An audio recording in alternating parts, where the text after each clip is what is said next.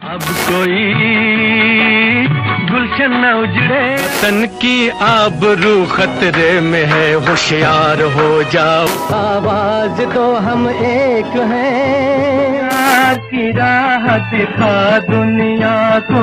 हम लाए हैं तूफान से किश्ती निकाल के। प्रणाम, मैं निर्मलेंदु सुहाना सफर से। मैं उन शहीदों की माँ के चरणों में नमन करता हूँ जिन्होंने ऐसे वीर सपूतों को जन्म दिया, जिनकी बदौलत आज हम आजाद हैं, देश आजाद है। रफी साहब के प्रशंसक अक्सर ये सवाल पूछते हैं कि लता दीदी को भारत रत्न से सम्मानित किया गया तो रफी साहब को क्यों नहीं किया गया, जबकि वो वर्सेटाइल गायक हैं। उस समय के पांचों गायकों में, मतलब किशोर कुमार, रफी साहब, मुकेश, महेंद्र कपूर, तलत महमूद, वो अव्वल है, ये सभी मानते हैं, क्योंकि रफी साहब वर्सेटाइल गायक हैं। लेकिन उन्हें सम्मानित नहीं किया गया। 31 जुलाई 1980 को हमसे बिछड़ गए, या हम उनसे बिछड़ गए। हमने एक अनमोल रतन खो दिया। यहाँ हम उस्ताद की, रफी साहब की कुछ बेहतरीन कृतियां दिखा रहे हैं। रफी साहब उस समय के सबसे प्रतिष्ठित और प्रभावशाली भारतीय गायकों में से एक थे, ये हम सब जानते हैं। हम सब मानते हैं कि उनका समर्पण देखने लायक है। रफी साहब की तारीफ तो सभी करते हैं, लेकिन उन्हें भारत रत्न दिलाने की मुहिम कोई नहीं चलाता। ऐसे में हम सिर्फ सभी रफियन यानी रफी साहब के भक्तों का यह परम कर्तव्य बन जाता है कि हम सब मिलकर भारत सरकार से, राष्ट्रपति से इल्तिजा करें, प्रार्थना करें कि उन्हें भारत रत्न से सम्मानित किया जाए।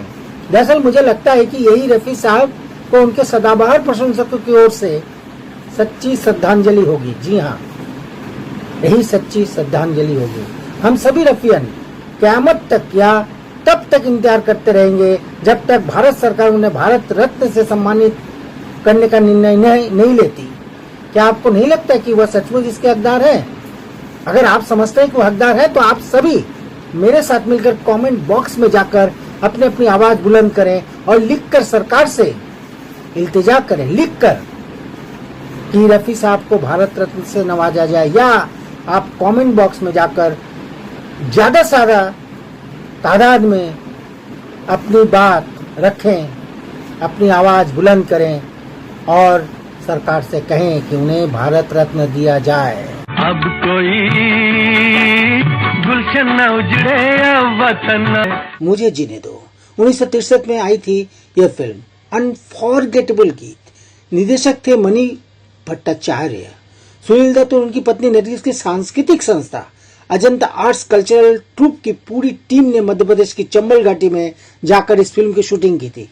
जी हाँ, म्यूजिक डायरेक्टर थे जयदेव वर्मा। गाने उर्दू के मशहूर शायर साहिर लुधियानवी ने लिखे थे। निर्देशक मणि भट्टाचार्य को इससे पूर्व चूंकि 2 बीघा जमीन तथा मधुमती जैसी फिल्मों में सहायक निर्देशक के रूप में कार्य करने का अनुभव था, इसीलिए वह डाकू की सामाजिक समस्या को मानवीय दृष्टिकोण से देखने, समझने और फिल्माने में कामयाब हो गए। सुनील दत्त इस फिल्म के निर्माता भी थे, अतः उन्होंने वास्तविक पृष्ठभूमि में ही इस फिल्म की शूटिंग करने का संकल्प किया। फिल्म पूरी तरह से हिट हुई और सुनील दत्त को सर्वश्रेष्ठ अभिनेता का पुरस्कार मिला। केवल इस एक गीत ने, अब कोई गुलशन न उजड़े, अब वतन आजाद है, उन दिनों धूम मचा कर रखी थी सर, धूम मचाकर। Beautiful song, beautiful. Mohammed Rafi sang from his soul and tributes to every Indian freedom fighters with chorus. A very sentimental composition. Our nation is blessed with outstanding talents, particularly refugee. वतन की आबरू खतरे में है, होशियार हो जाओ। जी हाँ, वाकया 1966 में मेरे स्कूल का है। 1962 में भारत चीन युद्ध के बाद स्कूल में मुझे 15 अगस्त के दिन सूचना केंद्र द्वारा इस डॉक्यूमेंट्री फिल्म को देखने का सौभाग्य प्राप्त हुआ था। यह एक गैर फिल्मी गीत है। इस गीत का इतना अच्छा प्रभाव हुआ कि संगीत सम्राट खयाम साहब को 1962 के भारत चीन युद्ध के दौरान 2 देशभक्ति गीत लिखने के लिए भारत सरकार ने चुन लिया। जी हाँ, भारत सरकार ने चुना। दूसरे गीत के बोलते, आवाज तो हम एक हैं। खयाम साहब ने धुन की रचना की और जान निसार अख्तर साहब ने कलम चला दी। राजकुमार, राजेंद्र कुमार, कमलजीत जैसे दिग्गज कलाकारों पर फिल्माया गया था यह गीत। उस गीत में सुनील दत्त भी नजर आए और उनके साथ ही नजर आए थे मेरे पसंदीदा कलाकार दिलीप कुमार, जिन्हें मैं अपना फिल्मी गुरु भी मानता हूँ। एक्चुअली किसी भी फिल्म को दिखाने से पहले दर्शकों में देशभक्ति की भावना जगाने के लिए सिनेमा घरों में ये गाने दिखाए जाते थे। इन फैक्ट इन दोनों गानों का निर्माण और निर्देशन महबूब खान ने किया था। दूसरे गीत के बोल हैं, आवाज तो हम एक हैं। मेरी नजर में हिंदू, मुस्लिम, सिख और ईसाई सब एक है। यही इस समय की सबसे बड़ी जरूरत है। तीनों एक्टर्स के लिए कितनी खूबसूरती से गाया है रफी साहब ने, ये समझने वाली बात है। आवाज एक है लेकिन गीत सुनते वक्त ऐसा लगेगा, ऐसा महसूस होगा कि तीनों हीरोज अपनी अपनी आवाज में गाया रहे हैं। यही खसूसियत है इस गीत की। हाँ, एक बात और बता देते हैं कि 1963 में सूचना एवं प्रसारण विभाग द्वारा यह न्यूज रील सिनेमा हॉल के अलावा हर जगह, हर नगर में सार्वजनिक जगहों पर दिखाई जाती थी। प्यार की राह दिखा दुनिया को। फिल्म का नाम है लंबे हाथ और म्यूजिक डायरेक्टर थे GS कोहली। कुछ ही फिल्मों में इन्होंने संगीत दिया है, लेकिन जहां भी दिया है एकदम छा गए थे। अनजान थे लिरिक्स राइटर मोहम्मद रफी, इनके गायक है, आप समझते हैं। यह फिल्म 1960 में रिलीज हुई थी।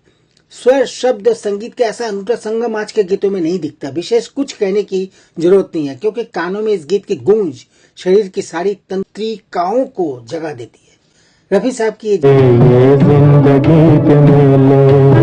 गीत के साथ ये गाना हिंदी फिल्म संगीत में रिकॉर्ड किए गए एकमात्र 2 सप्तक स्वर रेंज 25 नोट्स के गाने हैं। रफी साहब के कई 24 सुर और 23 सुर रेंज के गाने हैं, जैसे 23 सुर के हैं।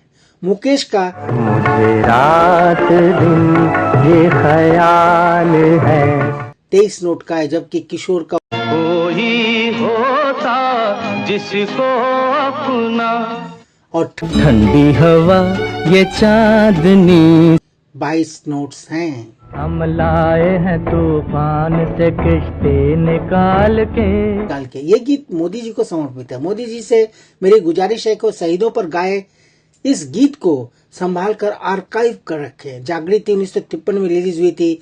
कवि प्रदीप के लिखे इस गीत को हेमंत दा ने सुरों से सजाया था। निर्देशक थे सत्येन बोस। दरअसल रफी साहब के गायकी की सबसे बड़ी विशेषता उनकी गायकी की विविधता थी, क्योंकि वो भक्ति या देशभक्ति गाना उतनी तल्लीनता से गाते थे जिस तरह रूमानी नगमे जैसे कैद मांगी थी रिहाई तो नहीं। उनकी यही विशेषता उनको बाकी गायकों से अलग करती है। गीतकार प्रदीप के इस गीत हम लाए हैं तूफान से किश्ती निकाल के को सुनकर मेरे आंसू छलक जाते हैं कि शहीद भगत सिंह और आजाद के सपनों के भारत की आज क्या दुर्दशा है, और फिर भी लोग शराब और कबाब की दुनिया में मस्त हैं।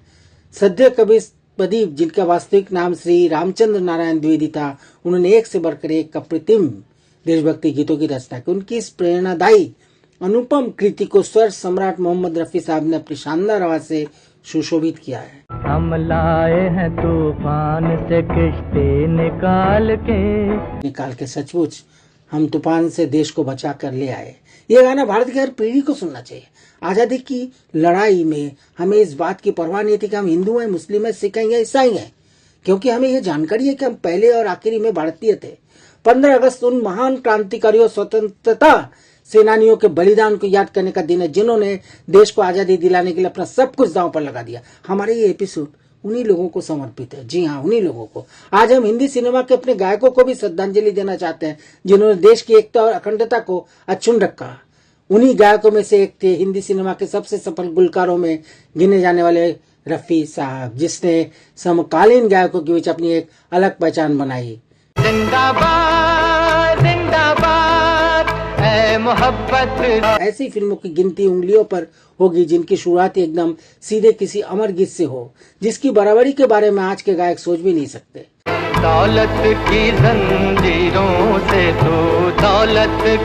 और फिर वो आवाज 31 जुलाई 1980 को हमेशा के लिए खामोश होगी। लेकिन उनके जाने के 44 साल बाद भी वह आवाज आज भी गूंजती है। ऐसा लगता है कि वो हमें यह कहते हुए जा रहे हैं कि कर चले हम फिदा जानो तन साथी, आज बस इतना ही। अब तुम्हारे हवाले वतन साथियों। इंतजार कीजिए कल तक। 15 अगस्त से जुड़े कुछ और गीतों के बारे में हम आपको बताएंगे अगले एपिसोड में, तो इंतजार कीजिए थोड़ा और। आपको मेरा ये प्रयास कैसा लगा? सच तो यह है कि रफी साहब ने ही सबसे ज्यादा, जी हाँ, सबसे ज्यादा देशभक्ति के गीत गाए हैं।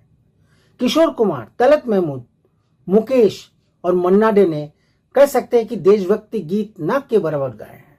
किशोर कुमार ने तो एकदम ही नहीं गाए। हाँ, महेंद्र कपूर जी भले ही अपवाद हो सकते हैं क्योंकि उन्होंने देशभक्ति गीत गाए हैं, मनोज कुमार की फिल्मों के लिए खासकर गाए हैं। तो इन सभी गीतों को सुनने के बाद आप स्वयं यह तय करें कि रफी साहब को भारत रत्न मिलना चाहिए या नहीं, क्योंकि वो एक वर्सेटाइल गायक थे जो कि हर विधा में माहिर थे, हर तरह के गाने में माहिर थे, जो कि दूसरे गायक, समकालीन दूसरे गायक नहीं थे। प्रणाम, मैं निर्मलेंदु।